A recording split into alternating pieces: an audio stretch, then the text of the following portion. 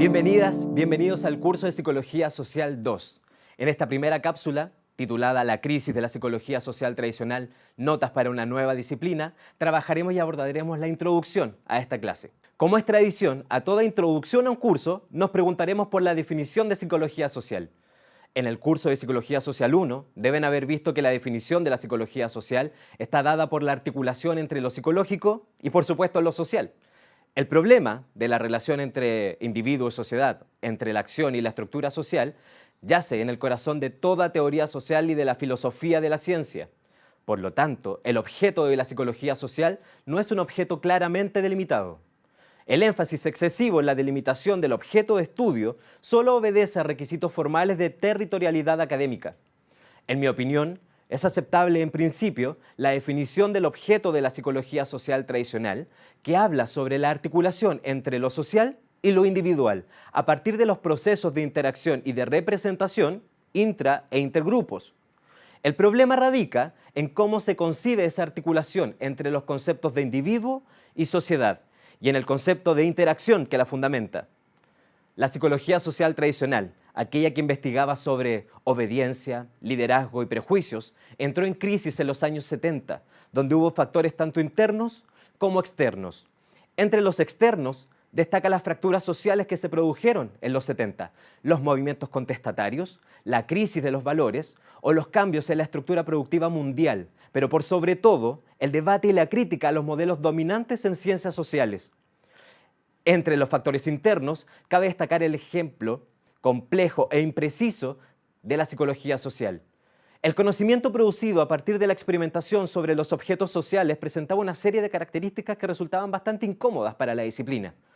Una primera característica consistía en que el saber producido por la psicología social parecía carecer de propiedades acumulativas. Es decir, se publicaban tantas investigaciones como perspectivas en psicología existían, lo que no permitía el diálogo.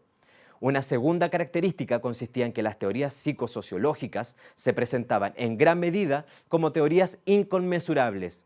Es decir, era imposible comparar dos teorías cuando no hay ningún lenguaje teórico común. Una tercera característica consistía en que las teorías psicosociales no reunían las propiedades necesarias para ser refutables. Es decir, nos referimos al problema del depende. La van a escuchar toda su carrera. La suma de hipótesis auxiliares que deben intervenir en una experimentación es tan elevada que no se puede determinar dónde radica el fallo cuando los datos obtenidos no concuerdan con las hipótesis. Como vemos, la psicología social tenía motivos más que suficientes para prestar oídos a las voces críticas.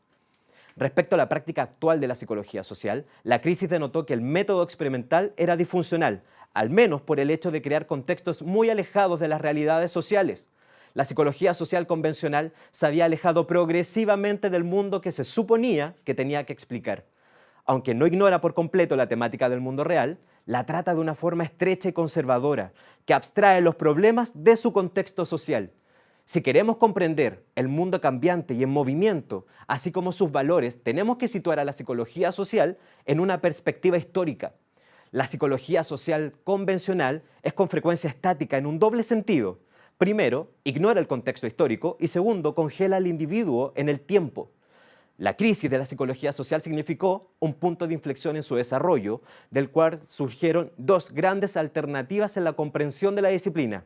Por un lado, seguir llevando a cabo una psicología social como ciencia positiva y por otro lado, se abría a una perspectiva que se articulaba en torno a la concepción de la psicología social como crítica.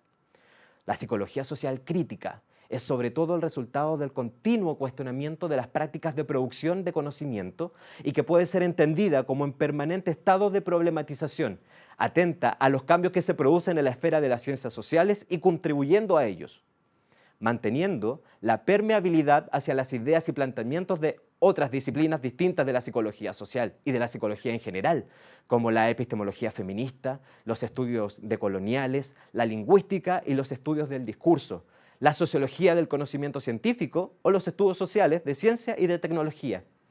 Para concluir, hay 5 puntos que nos permitirán entender cómo una psicología social crítica puede alzarse como una disciplina de estudio y de acción social. En primer lugar, a la vista de muchas de las prácticas que hoy se producen bajo la etiqueta disciplinar de psicología social. Y como resultado de un diagnóstico pesimista, parece aconsejable abogar por un reencuentro con la idea de relevancia social de la investigación. Maritza Montero nos habla de incluir la validez política y ecológica como pilares de la disciplina. La validez política está referida a la propiedad de la transformación de la realidad investigada y la segunda al carácter situado de la producción de conocimiento. En segundo lugar, y a fin de abarcar prácticas muy diversas, sería pertinente defender un enfoque transdisciplinar de y para la psicología social.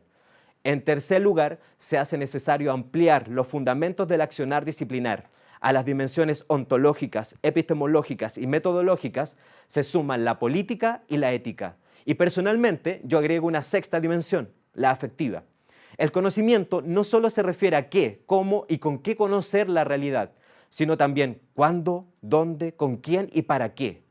En cuarto lugar, parece claro que hay posibilidades que una psicología social de carácter crítico asuma el compromiso de la acción científica con el proyecto de emancipación y transformación social. Y en quinto y último lugar, habría que seguir en movimiento, abrirse a concepciones nuevas, transgresoras de lo social y de los seres humanos, siendo sensibles a los nuevos imaginarios que emergen en nuestra sociedad contemporánea.